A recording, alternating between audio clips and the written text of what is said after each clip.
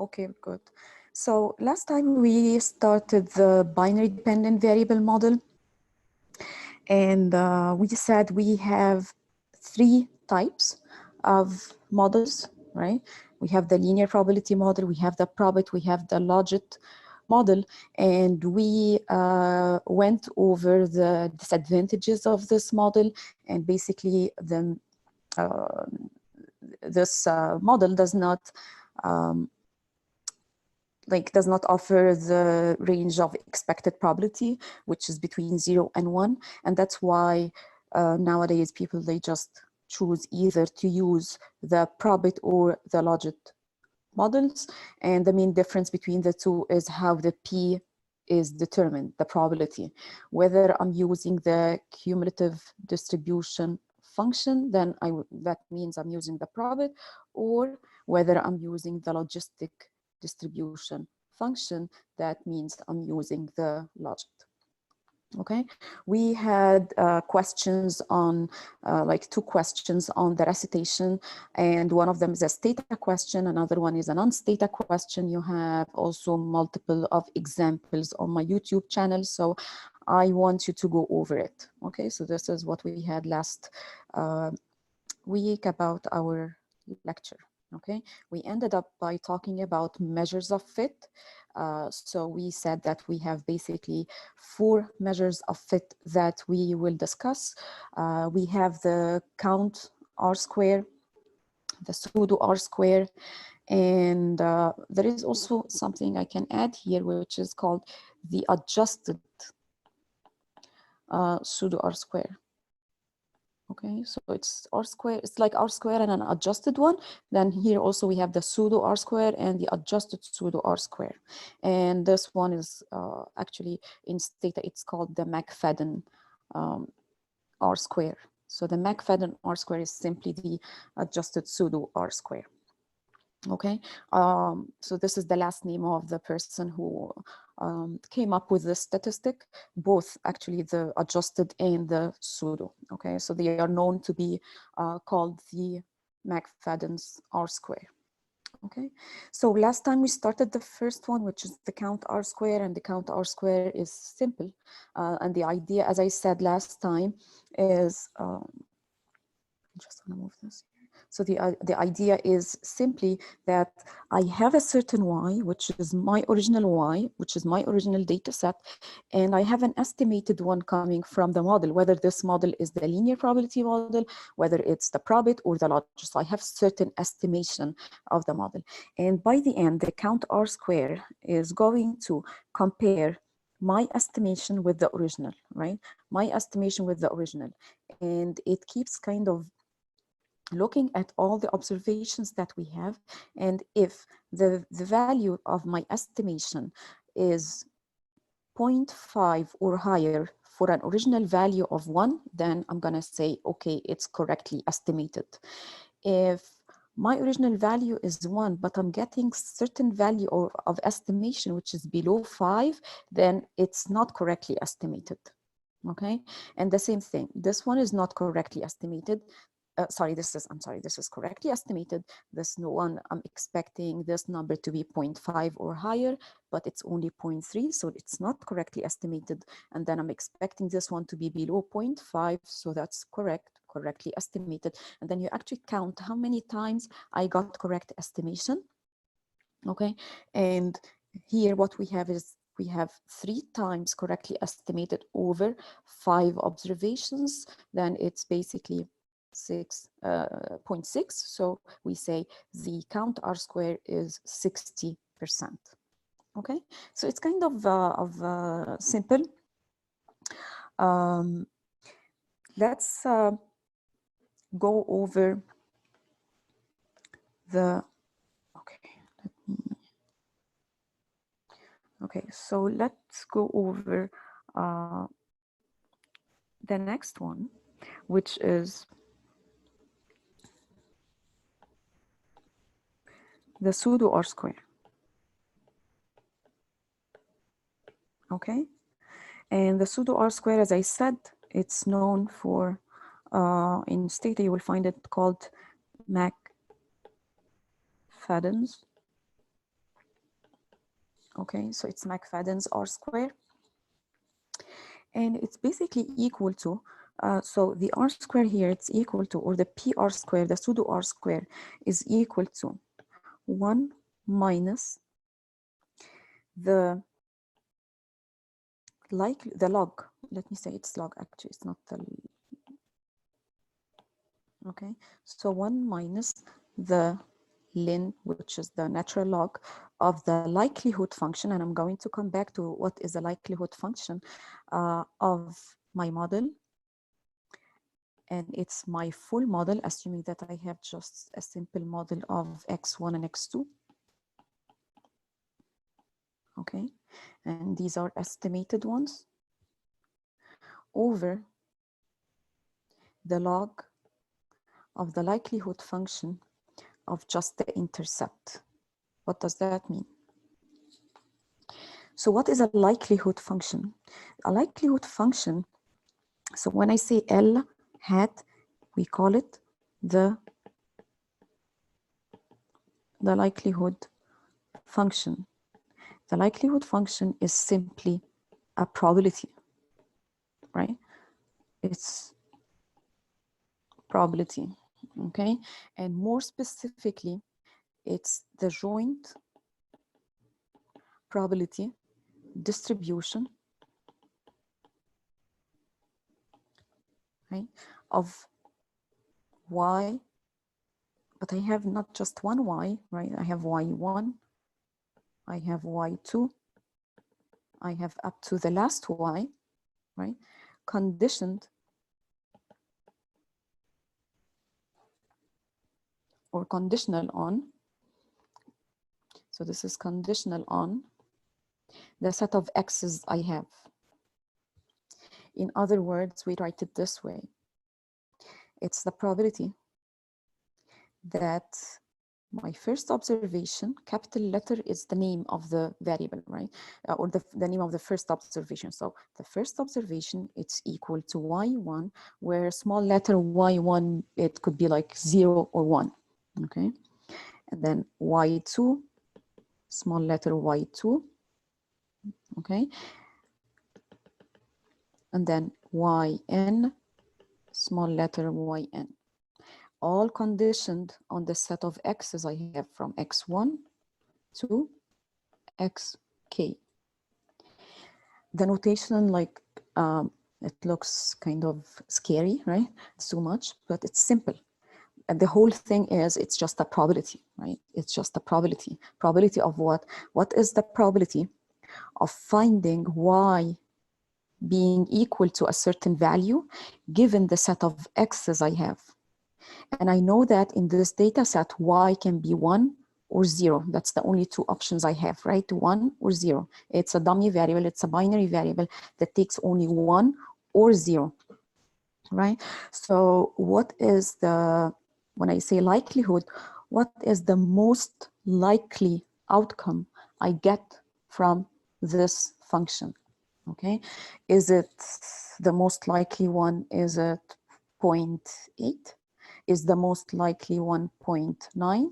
Is the most likely 1.1? You know, that we have different options, but the most important thing is this probability or this likelihood function ranges from 0 to 1 because it's a probability, right?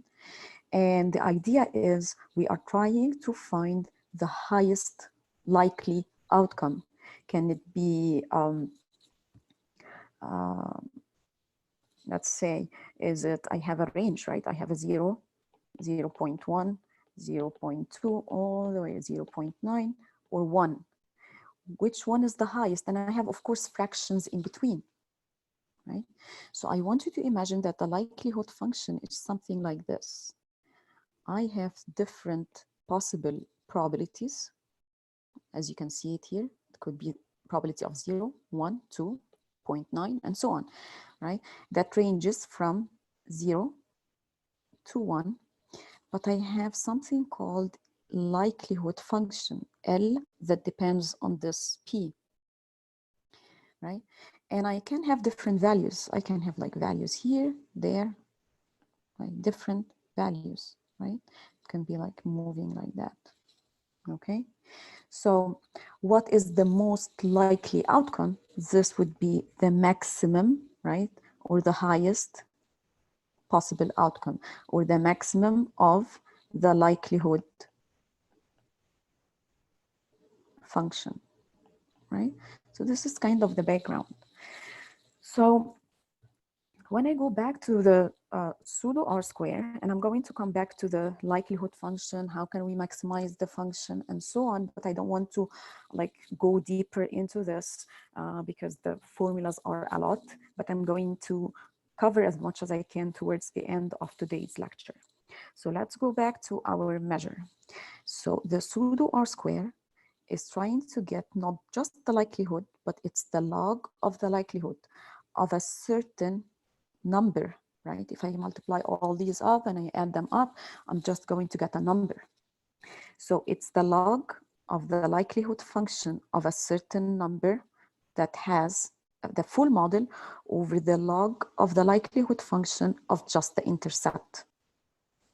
Okay, so one of the facts about the likelihood function is the following.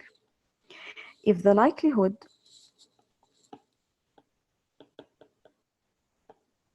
okay, so if the likelihood function of beta naught plus beta 1 x plus beta 2 x2 is greater than the likelihood of just the beta naught, which is just the intercept, then the log, so this is just the likelihood. Now I'm talking about the log of this function. Then the log of this likelihood of beta naught plus beta 1 x plus beta 2 x2, right, would be less than the log of the likelihood of beta 0. What does that mean? So what does that mean is, let me give you an example. So suppose that I have a likelihood function of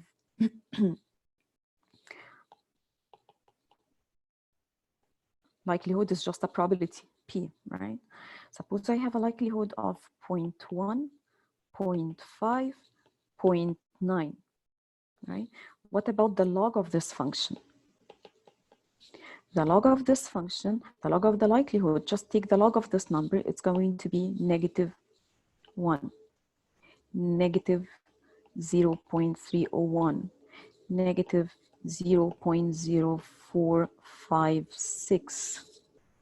So that means the higher the likelihood function, the lower is the log of the likelihood function, right? So the higher the 0.9, the lower is the log of the likelihood function in magnitude, right, in numbers, okay?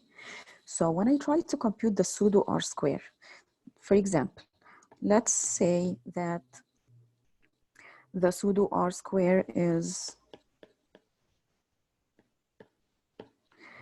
equal to 1 minus the log of 0.9, which is the full model, right, over the log of 0.1.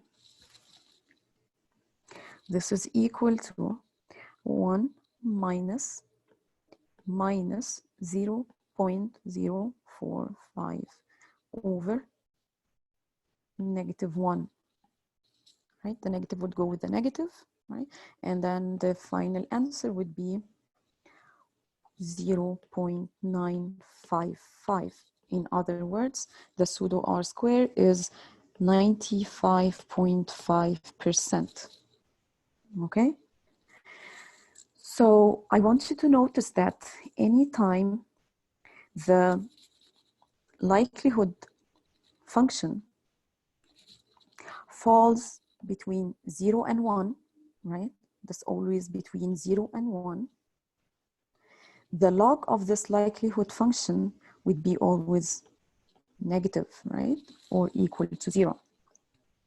And I also want you to notice that anytime the likelihood function is low, so this is low, okay? This is higher, it gets higher, right? Anytime this is low, then the log of the likelihood function is high. So they are kind of moving oppositely. The most important thing to notice is the small ratio of the two likelihoods, right, implies that if this is a small ratio, okay, I can see that this number is bigger than this number. That implies that the log of this number would be smaller than the log of this number. And that implies this ratio would be small. So this, or the 95% implies that the full model is far better than just the intercept, right? So you're trying to see whether the model that includes the x's has done any improvement over just having the intercept. This one is telling me, yes, including the x's. So when I go back here, yes, including the x1, this is x1, right? Yes, including the x1 and x2 has improved the model over just having an intercept. If you go back to our lectures, we used to call this like a restricted model, and this is the unrestricted because it doesn't have any restrictions. It has all the values included, or all the model included, okay? So anytime you see the pseudo R square, it's going to be interpreted exactly the same way as we used to, right? So 0.955 means that 95% or 95.5% improvement in the explanation of the model because of including x1 and x2, okay? So it's exactly the same way that we used to interpret the R squared, like the regular R square. But now remember that we're comparing a model that has the x's versus a model that does not have the x's, okay? And anytime I'm seeing this number, let me just use another because it's a total mass here. Anytime I'm seeing that when I have x1 and x2, I have like this number, or the likelihood function is 0.9, and just having the intercept is just 0.1. This is a good news, right? Because I know now that if this number is bigger than this number, then the log of the 0.9 would be smaller than the log of the 0.1, and I will have a small ratio. And of course, the smaller the ratio, the higher the pseudo R square, meaning that the x1 and an x2 have improved the model over just using the intercept. Is that clear?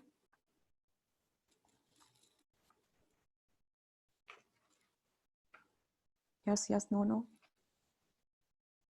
Any question?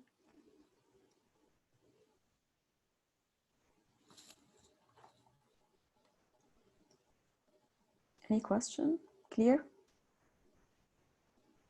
Okay.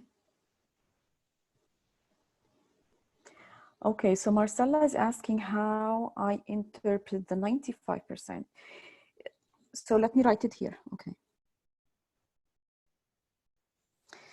So I have a result that is saying that, I hate writing with the red. Let me change that. So how can I interpret? So now I have the pseudo R square equal to 95.5%. Okay, so how can I interpret that? So including x1 and x2 have improved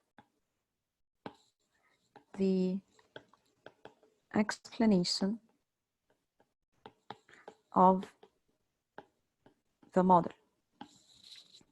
Okay, and you can also say or let me continue, have improved the explanation of the model. And then remember, my model is like this, right? Which is the y hat, okay? Over just the intercept, okay? So I had a model which had y hat equal beta hat naught plus beta hat 1 x1 plus beta hat 2 x2 over just the intercept, or just a model that has an intercept, i.e. y hat was just equal to the intercept. That's it.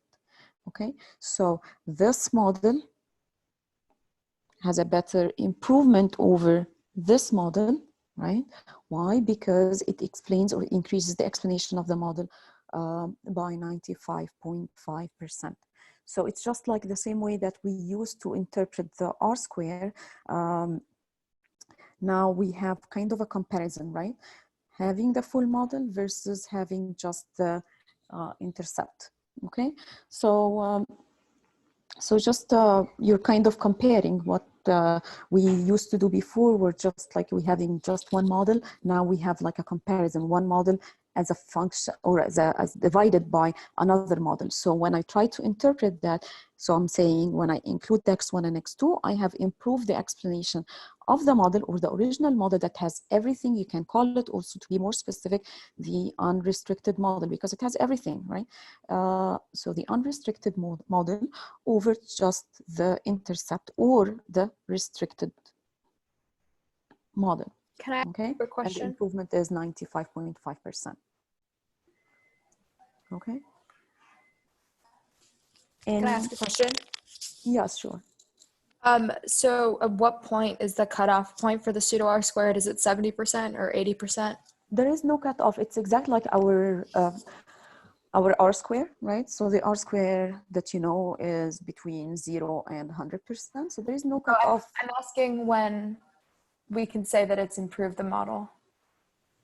So it's about the explanation, right? So let's say anytime this number is not 0, right? Then you have an explanation and then you have the unrestricted model is improving than just having the intercept.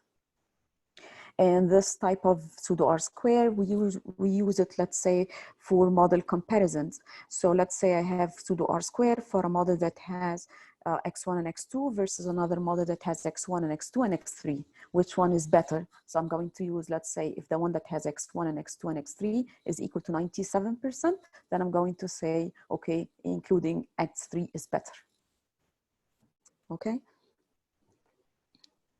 Let me show you here. So suppose I have two models. I have a model that has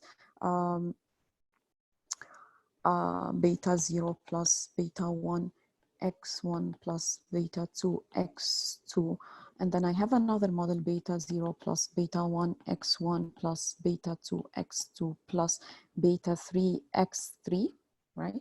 And then now I want to see if this is model 1 versus model 2, which one is better. Okay, so this is 1 and 2, which one is better? So I'm going to compute the pseudo R square. The comparison, this one is versus the model that just have an intercept, and the same thing here with a model that just have an intercept. So when you compute the pseudo R square here and the pseudo R square here, the pseudo R square here, let's say it's 95.5%. However, here was 97%.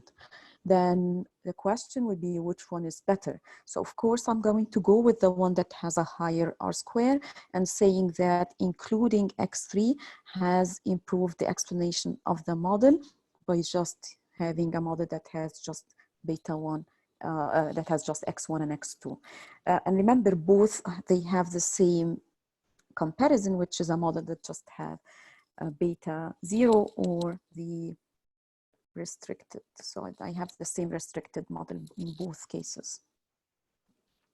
Does that answer your question? Yes, thank you. Okay, sure. Any other question?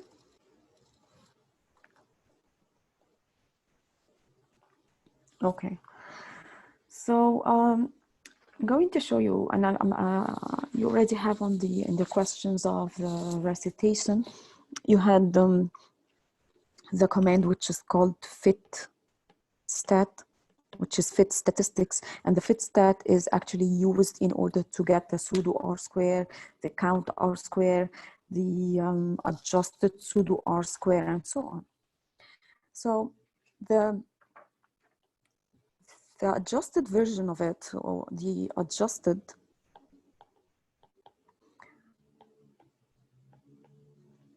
pseudo R square, is just an it just adds some adjustment to the same equation, right? So we have 1 minus the log of the likelihood function, which, as I said, likelihood is a probability, right? So likelihood function, it's a certain estimation of the full model. So up to here, it's exactly the same formula. And it's again divided by the log of the likelihood function of just having the intercept. The main adjustment is here, I'm subtracting how many coefficients I have. I'm sorry, how many x's I have, how many regressors I have, k. Wait, just let me remove this too. I was thinking that I have to, so, okay. So this k here is, it's just the adjustment, this is k. Okay, let me try to be nicer. So I'll just write it in a nicer way. So this is just k, okay. And here, for example, this k is equal, we have 2 x's. So this k here is equal to 2. So this is the only change in the equation. And if I have just a small model where I have only 2 x's, then there is no big difference between the adjusted pseudo R square and just the regular R square. If I have a large model, then it might affect the results. But usually, as you will see in the output of theta, there is no big difference between the two. Okay. The next one, which is the wall test. The wall test is simply an F test, okay? So it's basically, I want you, whenever you see like the word wall test, is simply an F test. So there is nothing new, okay? But it has certain adjustment, okay? So the same way that we have the equation of F just to have some adjustment at the beginning, n minus 1 over n, and the wall here is simply the same equation that you have for the F test. So it has just a certain adjustment, okay? And again, if I have a large sample, then I'm going to get almost same result, okay? So almost same results. So that means if I have a large sample, then really the adjustment of degrees of freedom doesn't make any difference. So the way I interpret the wall test, it's exactly the same way you interpret the F test. It's about the joint statistical significance of all the regressors in the model. Okay, and remember we had the same, it has the same null hypothesis. So suppose I have just this model. So my null hypothesis for the wall test would be the one that you know, okay? Whether the expectation of beta 1 is equal to the expectation, this is hat, beta 2 is equal to 0. And the alternative is the one that you know, again, is one of the above does not hold, right? So it's exactly the same way that you interpret the F statistic. And then when you ask me, okay, what about the critical value? Just go to the F statistic table. It's exactly the same, okay? We're just going to count how many coefficients we are testing. So here I have 2. So the number of restrictions, Q would be equal to 2 restrictions. Use your degrees, use your significance level, whether it's 5%, 10%, or 1%, it's exactly the same way. Okay, so there is nothing different. It's just different name because of the adjustment. Okay, so Any question about this one? So there is nothing here about the wall test, and I'm not going to spend much time because I said it's just the F test. Okay, it has certain adjustment.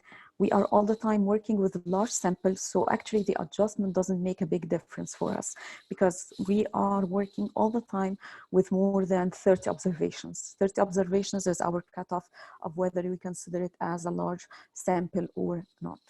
Okay, same way of writing the null hypothesis, same way of checking the F table with restrictions on how many coefficients I'm testing and so on. Any question? Okay.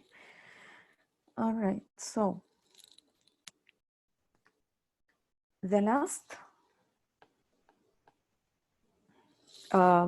measure of fit that we are using is called the likelihood ratio test. Okay, what is the likelihood ratio test? Again, remember, likelihood is just, whenever you see this word, understand it's a probability.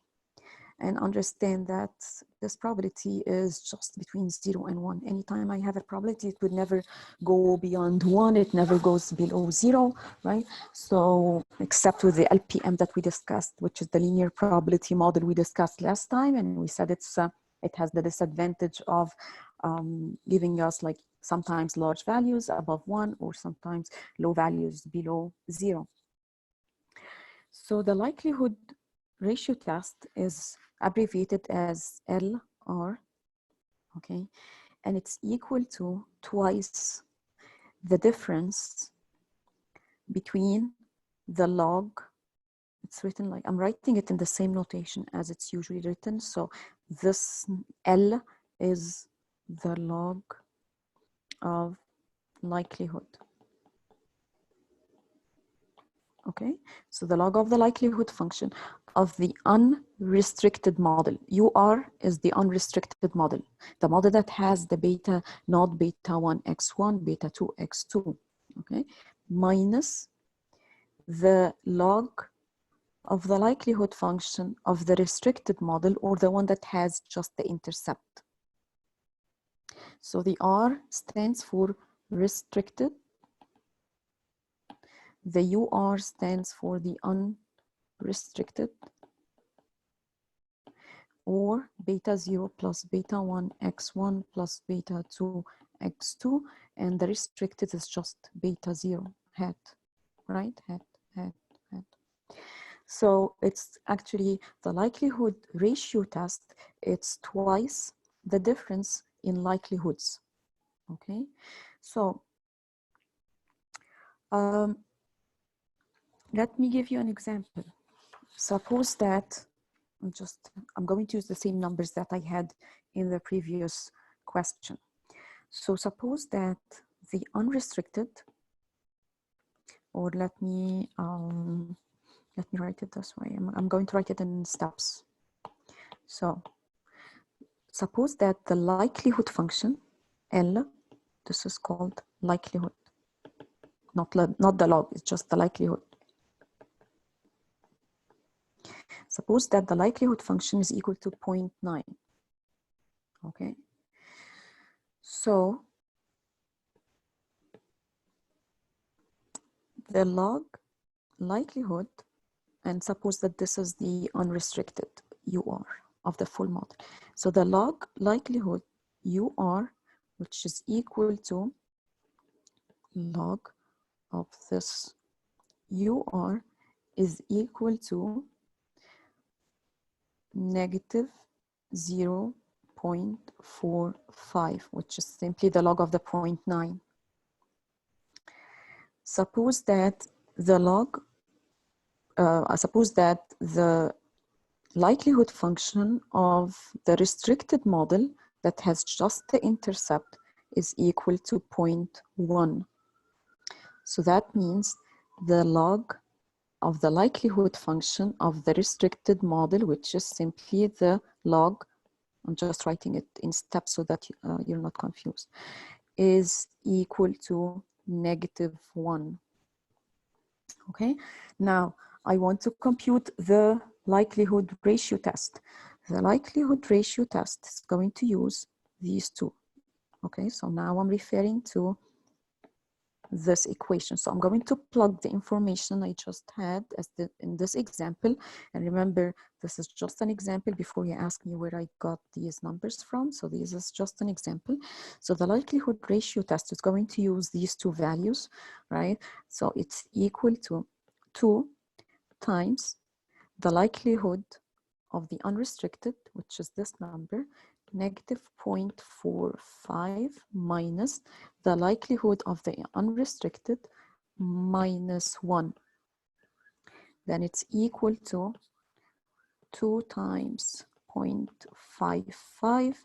It's equal to 1.1. Okay. What can I do with this number? Of course, this number for us doesn't make any sense, right? It's just like 1.1. What should I say about this number? Again, I'm going to go back here. This statistic is again used for model comparisons, right? So the model comparison, I'm going to have, let's say, a model 1 and model 2. Okay, I want to know whether including X3 has improved, like whether model 2 is better than model 1. So now I can use this likelihood ratio test and compare, right? And then say, let's say, if I have a higher likelihood ratio test, okay, so suppose that this one is equal, what we got here is, I forgot the number, yes, 1.1. So I'm just making any example, okay? So suppose that I got this one as 1.1, and then I repeated this after including X3 and I got this 2.5, then I would say that model 2 is better than model 1.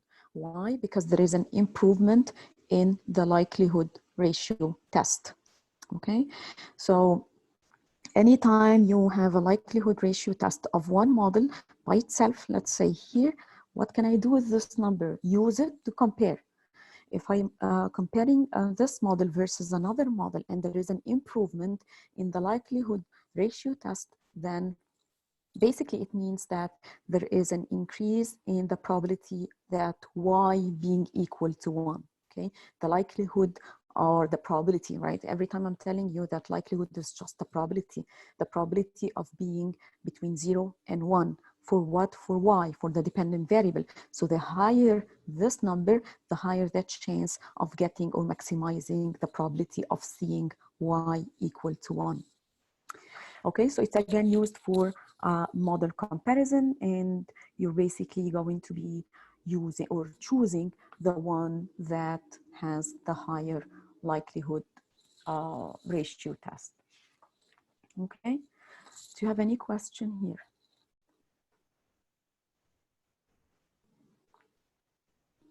Okay, so in the recitation,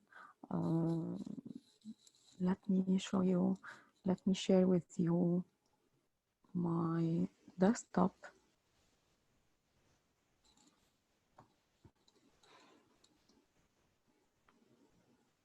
Okay, so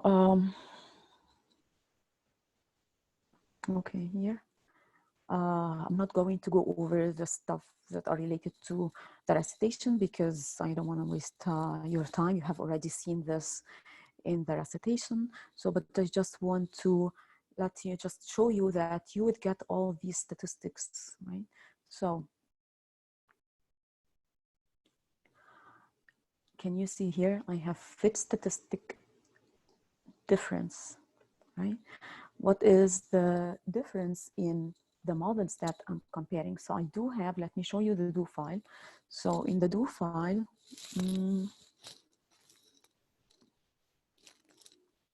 let me just go to the do file. So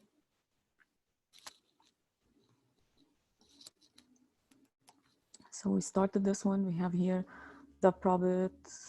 Okay. See this one? So here what we have is, I have a model, Probit, respond, and like various functions, variables, and then robust. And I wanted to see how the response being 0 versus 1 is affecting the probability. What I want to focus on is here, fit, stat, save. I'm saving all the results I got related to the measures of fit. Now, I'm repeating this one, like just copy paste, right? And then I'm adding an additional X. I'm doing fit stat, and I'm asking Stata to give me the difference or the change in the measures of fit between this model versus this model. This is exactly what I'm asking Stata to do. Okay? So when we did that,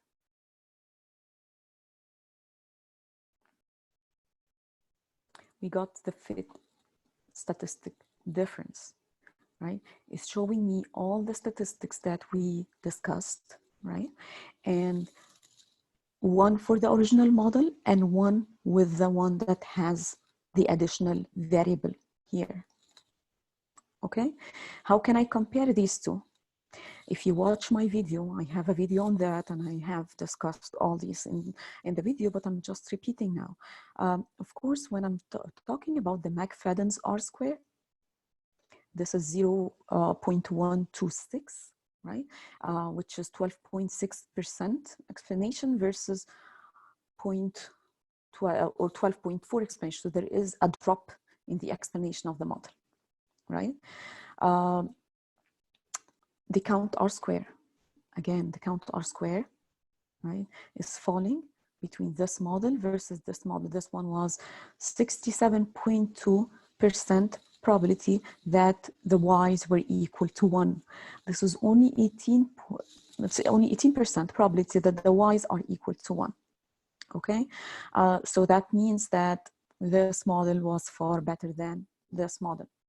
Okay, the AIC and VIC, I'm not going to talk about them now because I will talk about them when we discuss the time series topic, which is our last topic. Okay, so you will get everything, like you get all the statistics that we just discussed, and all what you need is just look at the numbers and make sure that if you have improvement, if you don't have any improvement, and if I have improvement, then again, it's the same way we are interpreting the R square, which is the higher, the better.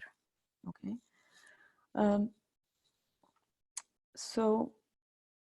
Could I ask a question? Yes. So what if the adjusted count R square is falling? So we get a conclusion of the contrary, say that the explanation decrease. Yes, exactly. So it's the same way as you interpret the R square that you know, anytime I have a falling R square, then the explanation is falling, right? The additional variable that I'm adding now is not adding to the explanation of the model. Okay, thank you. Right? Yeah. Any other question? Okay. So let me share with you back my iPad.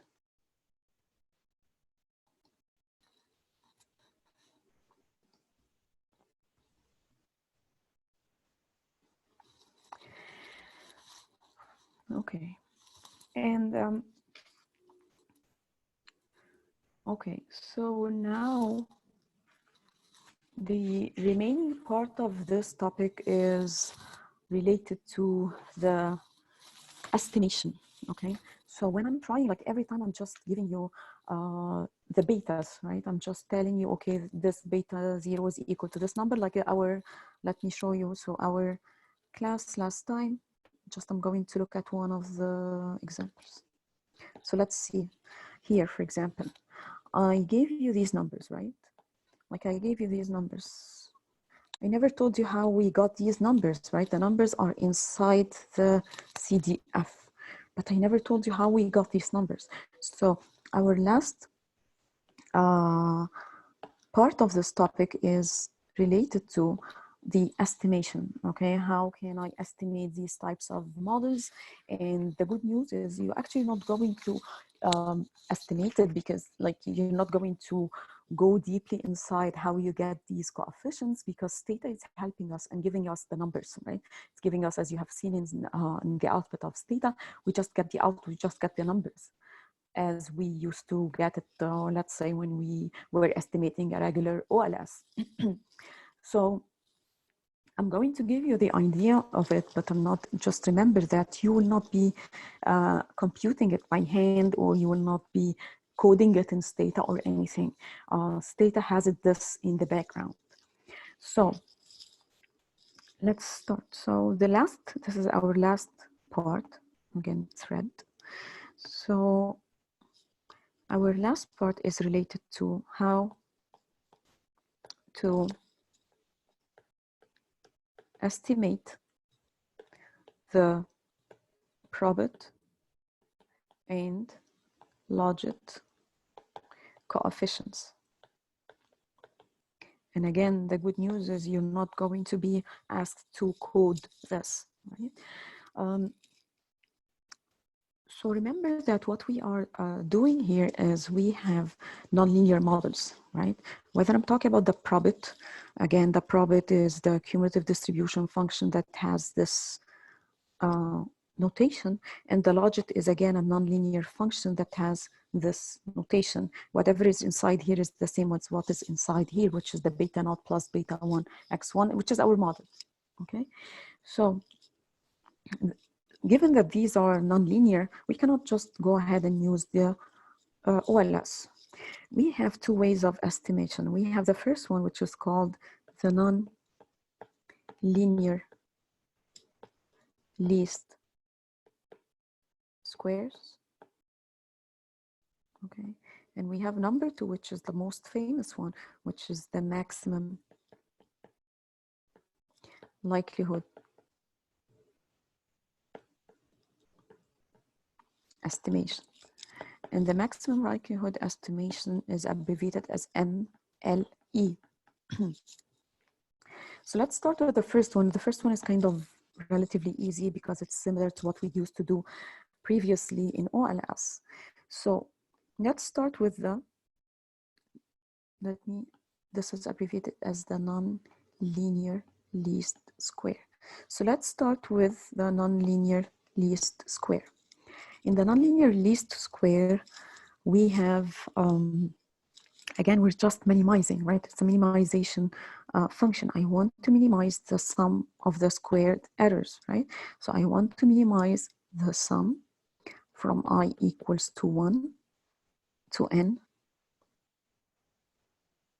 of the difference between my observation and my estimation, right, square. And I want to minimize based on or with respect to beta naught, beta 1, all the beta I have, right? So I'm going to minimize, I want to minimize, this is simply the sum of squared errors, right? Which is the difference between these two. There is nothing new here. So this is just to remind you that this is what we used to do with OLS, to minimize the sum of the squared mistakes, to minimize the sum of the squared errors, and this is with WRT with respect to the coefficients. In other words, I want to choose the coefficients beta hat naught, beta hat 1, beta hat k. I want to use these coefficients that are able to minimize the sum of the squared errors, right? The sum of the squared residuals, we call it SSR, or some textbook SSE, whatever. Our main change in this point here is I'm going to change this one because my yi hat now has different way of estimation. My yi hat is a probability, right? It's a number between 0 and 1. So I can just write here, I can type here probability, or I can make it more specific and say, okay, if I'm using the probit, then this one is going to be, or my yi hat is going to be, I'm sorry, it's going to be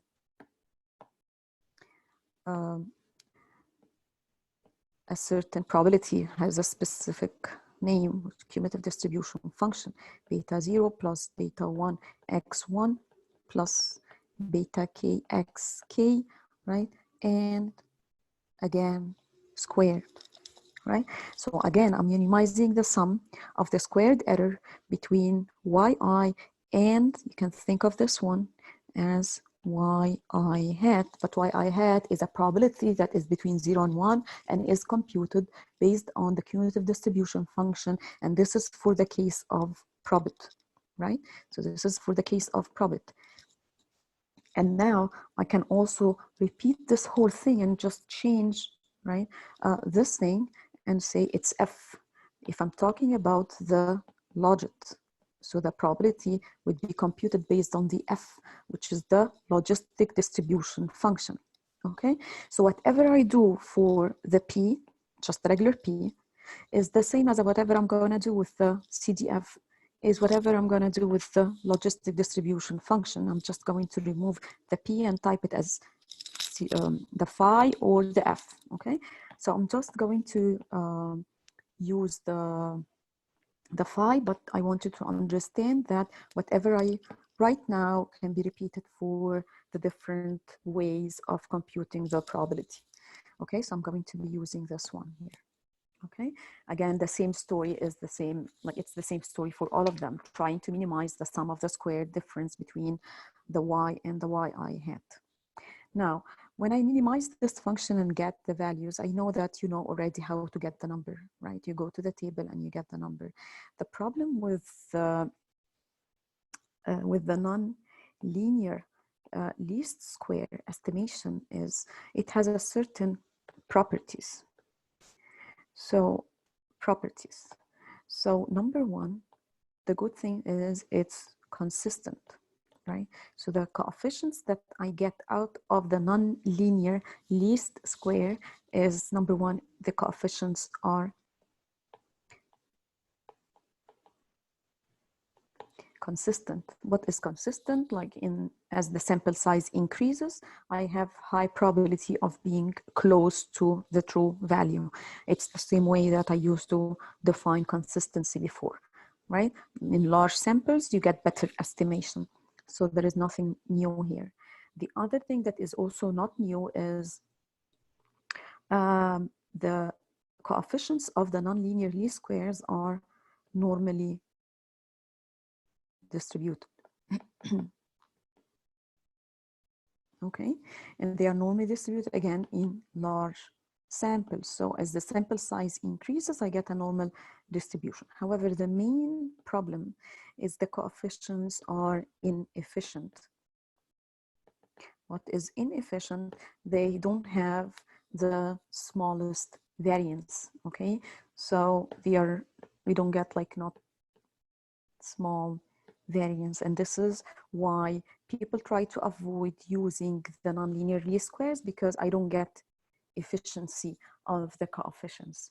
And that's why they prefer to use the maximum likelihood estimation, because the maximum likelihood estimation is famous for efficiency of coefficients. Like you would be able to get small variance, or the smallest variance for coefficients. Like despite the fact that this is like good and this is also good, but this is not good, because I actually need coefficients to be efficient, right? I need coefficients to have the smallest variance. Okay, so when I talk about the maximum likelihood estimation, which is the preferred way of estimation, this is actually the way that Stata is estimating our models using the maximum likelihood methodology. And as you can see in the Stata output,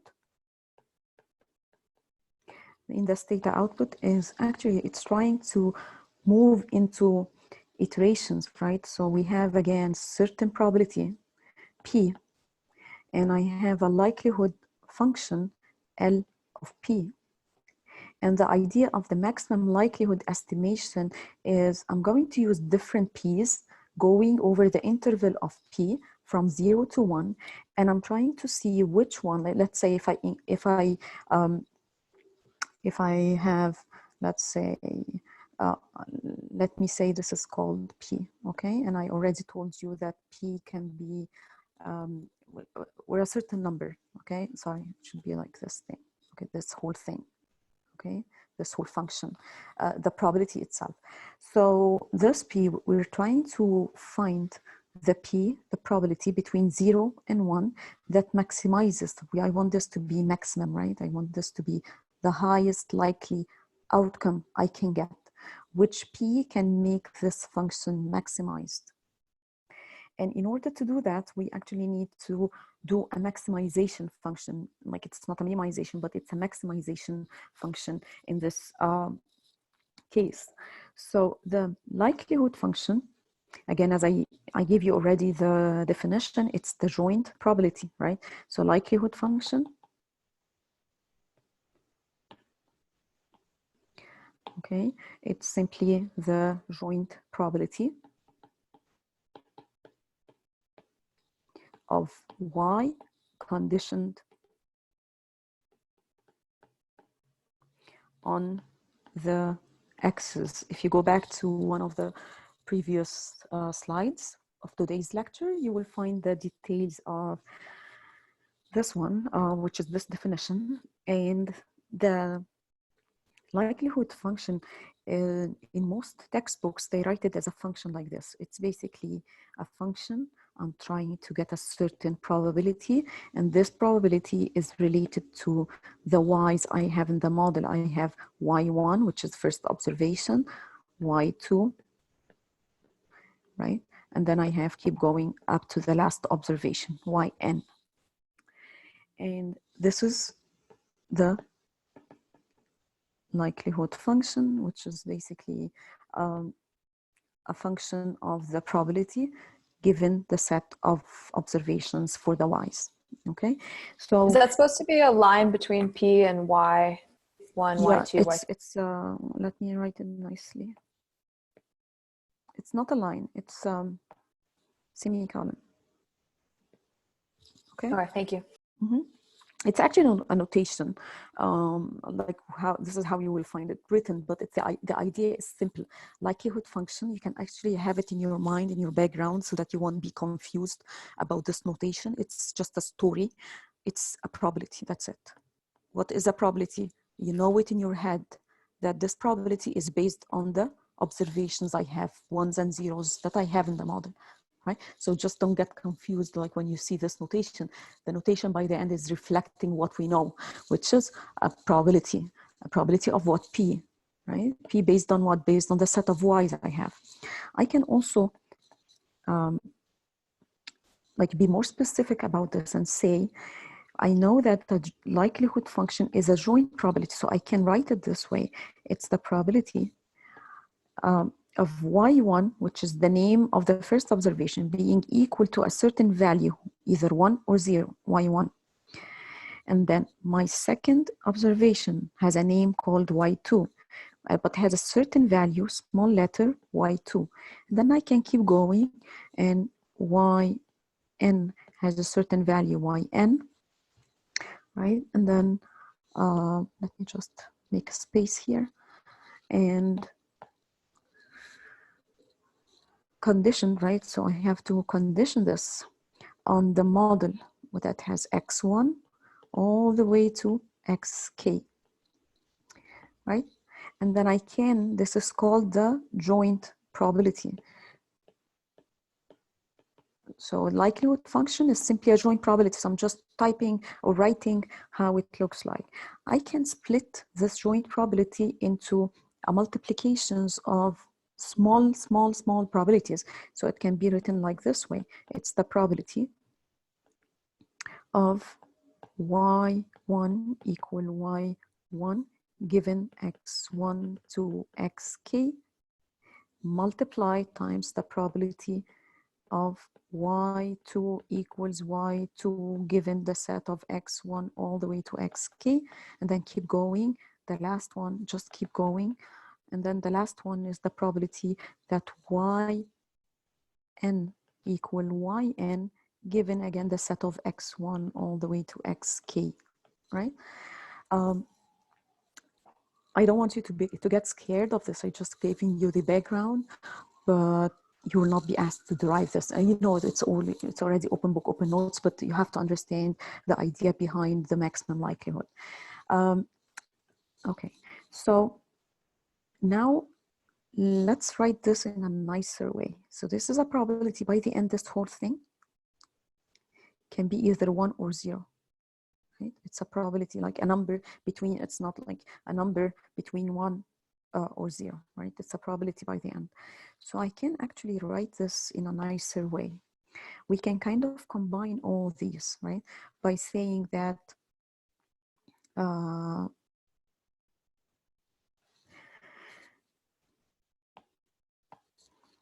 I can make it like, okay, it's the,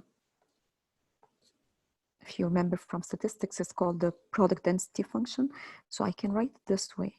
So P1, Y1, 1 minus P1, 1 minus Y1 times. You can repeat this for everyone until the very last one, Pn to the power of Yn, 1 minus Pn, 1 minus Yn. And remember this y, the y can take only 0 and 1. So the outcome here, if this is equal to 1, right? I just want you to imagine if the y, just an example, if the y is equal to 1, then this one is going to be like P1 to the power 1, 1 minus P1 to the power 1 minus 1. So this one is going to be 0. So this one is gone. So it's equal to P1, right? So I'm going to repeat this again. So this one is a notation for the probability. And I can have another example. Suppose that y1 is equal to 0. So I'm going to write this part as P1 to the power 0, 1 minus P1 to the power 1 minus 0. And it's equal to, this is gone, this is equal to 1. Then this one is equal to 1 minus P1. And again, I'm going to repeat what I wrote before because I erased it. So what if y is equal to 1? Then it's going to be P1 to the power 1, 1 minus P1 to the power of 1 minus 1, which is 0. Then it's equal to P1. Okay, so anytime you see like on this, it's just like by the end, it's going to be like either 1 minus P1 or P1. So we're writing it as a product density function. This is called the product of density functions, just making our life easy when we when we write the maximum likelihood.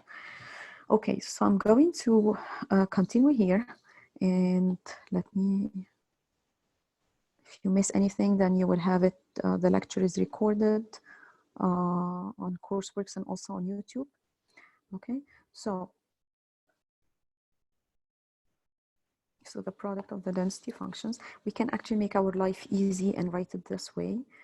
It's equal to Pi sum of yi's 1 minus Pi, the sum of all the y's, 1 minus yi, and I equal 1 to n, or I equal 1 to n, right? So this is exactly like we're combining them and just writing them in a combined notation. Okay, so let's call this one as our equation 1. Okay, and the idea here is we want to find the value of, and that's the idea, Pi that maximizes equation 1. That's what we want to do. Okay, as you can see, this equation is just like has a power and so on. We can make our life easy by getting the log of 1 just to make our life easy, right? To be mathematically easier. So mathematically easier is I want to maximize, I want now to maximize one, but maximizing one has like some powers. So it's better to maximize the log of this function, and that's why we call it the log of the likelihood. Okay, so we have 5 minutes left. So let me just show you the log of the function. So when I get now the log of equation 1, okay, remember that equation 1 is this one. You can actually refer to the combined version. Okay, it's the same. So let's take this one. Okay, so I'm going to get the log of this function. So it's going to be equal to the sum of yi log of pi plus the sum of I equal 1 to n 1 minus yi log, let me write it as ln, 1 minus pi. Okay, how we did that, you just go here, you get the log of this function. So you would have this one is down, log of pi, and then any product is addition. Okay, and then one, and then you add, and then you take the power of this one. All right, Marcella is asking me about Thursday exam. Okay, let me send you an email. Okay, I'll send you an email about it. Okay, so it's just I want to finish this part and that's it. So, okay, so where is it? Okay.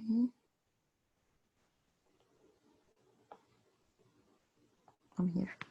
All right, so now here, we're taking the log of this function. I just want to solve this one. So we want to maximize, this is number 2, okay? So which is the log of equation 1. So we want to maximize equation 2, okay? With respect to p, okay? Which is what is the p that maximizes this likelihood function. So I'm going to get the derivative of this function. So the derivative of the log, we call this one f, which is the likelihood function, with respect to p, and it's equal to the sum of yi over pi minus, where the minus is coming from the bracket of 1 minus I over 1 minus pi. And then after you do that, you actually need to set this equal to 0. So set, let me call this one is equal to equation 3. So set equation 3 to 0 and solve for p. Okay, so now when we do that, I'm going to, you just need to solve it. So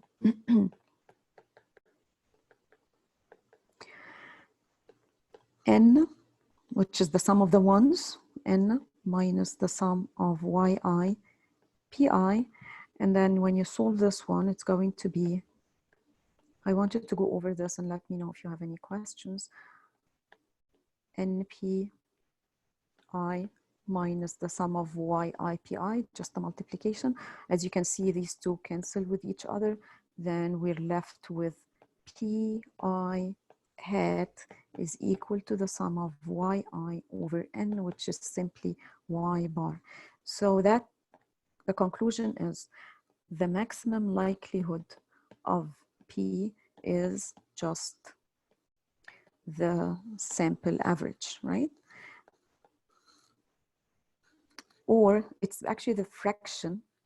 You can think of it as the fraction of times, the fraction or the number of times that y is equal to 1 in the sample, right? So I have many times I have y is equal to 1, right? Suppose this average is how many times y is equal to 1. Just an example. If it was like 0.7, like 70% of the time, the y is equal to 1. So the maximum likelihood is telling me that this is the 0.7 is the one that maximizes the likelihood that y is equal to 1, and this is the LP. I'm gonna stop here, and I just wanna let you know that this is just a notation. If you're like, this is you can think of it as additional information starting from how to estimate. Okay, so you can just go over it to understand how theta works in the background, and the maximum likelihood by the end is just getting the first order or the first derivative of the log of the likelihood function with respect to P, which is by the end is simply the average of, or how many, like the average of Y being equal to 1 in the sample. Okay, so again, this lecture is recorded. It's available on Courseworks and also on my YouTube. And I'm going to send you an email about the Thursday quiz, okay? And also, sorry, Thursday exam, which is the second part of the midterm. So I'm going to let you know the main comments that you need to stress on.